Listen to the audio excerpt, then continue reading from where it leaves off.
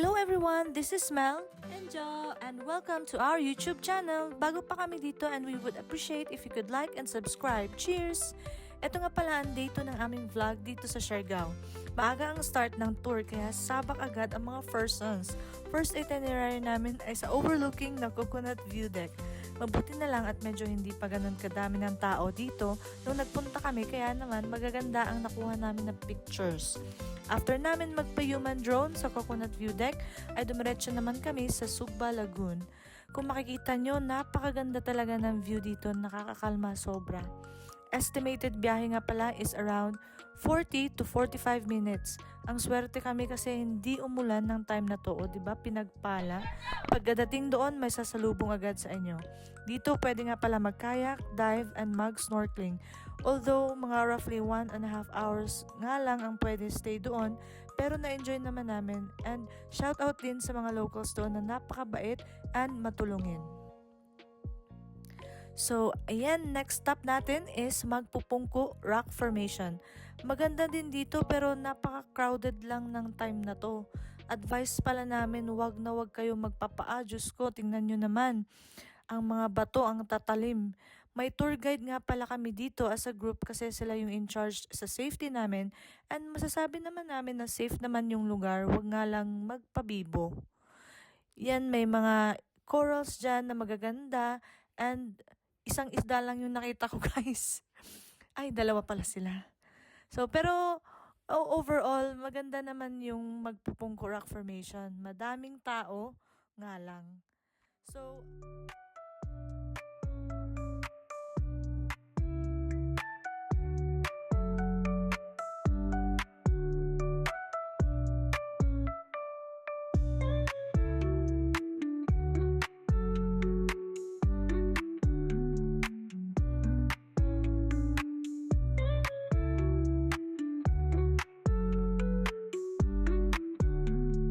fourth stop is Maasin River. Hindi kami nakapag-video masyado sa loob. Picture-picture lang kasi sunod-sunod ang pasok ng tao at may pila doon sa dive spot na overlooking sa baba and pwede rin mag-dive. Yung parents ko parang nasa K-drama ang atake sa pictures. In fairness,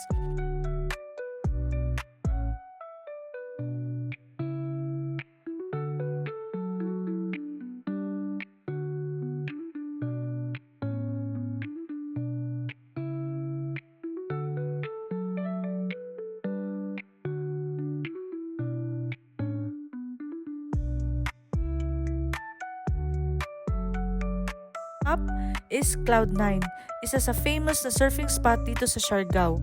Kung mapapansin nyo, sobrang init ng time na yan at napaka low tide pa kasi maaga kami nakapunta. Tas yung high tide mga after 1 hour pa, kaya nag-explore muna kami dyan.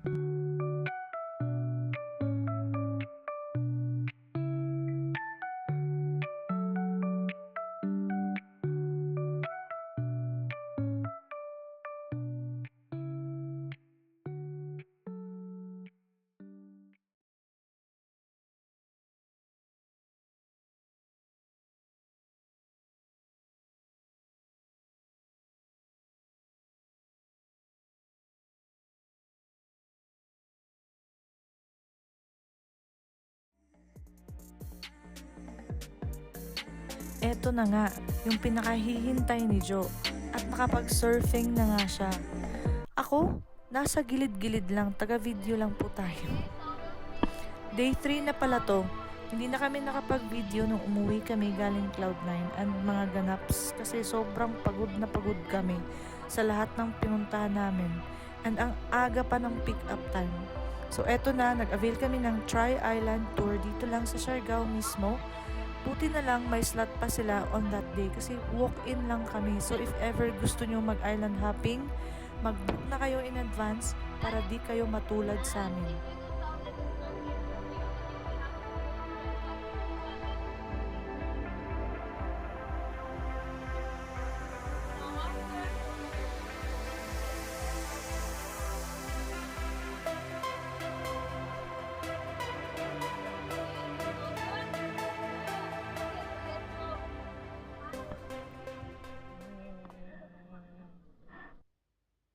First stop is Naked Island. Ang liit niya lang po, ang naked talaga. Walang kahit ano kundi mga bangka, ang tao lang. Parang napapalibutan lang ng tao yung island. Pero maganda naman dahil maganda yung dagat. Napaka-clear and may mga bato-bato din.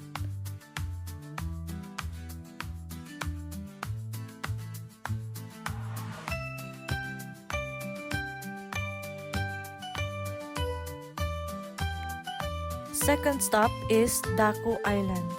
Times 5 ang laki nito compared dun sa previous island.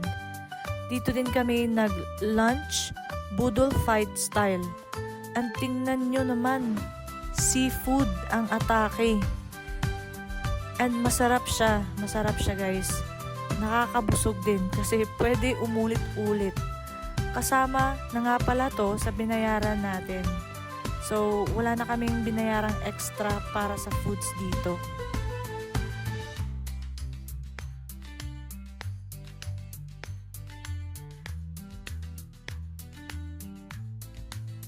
And last stop is Guyam Island.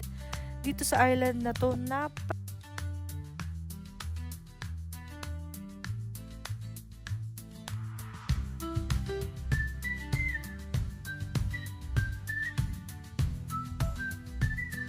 napaka-chill lang ng vibes.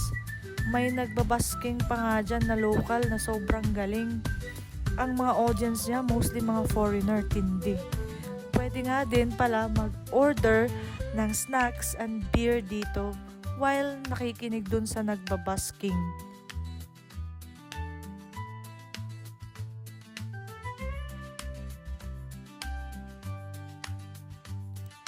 Sa last night namin sa Siargao, nag-dinner kami dito sa Siago. Pinatry ko yung parents ko ng fine dining kasi di pa sila nakatry. Yung restaurant nila medyo papasok para kaming nasa kagubatan. Tapos ang labasan is paraiso, ganun. Maganda yung ambience ng restaurant, aesthetic ang dating, and marami din kumakain. Magpa-reserve nga pala kayo in advance guys kung dito kayo magda-dine in kasi madali sila ma-fully book. Di na namin na video yung buong kain namin, pero nag-enjoy naman ang parents. Dito na pala namin tatapusin ang vlog namin. Salamat sa mga nanonood hanggang dulo. And sana suportahan nyo kami ni Jo sa mga susunod pa namin na vlogs.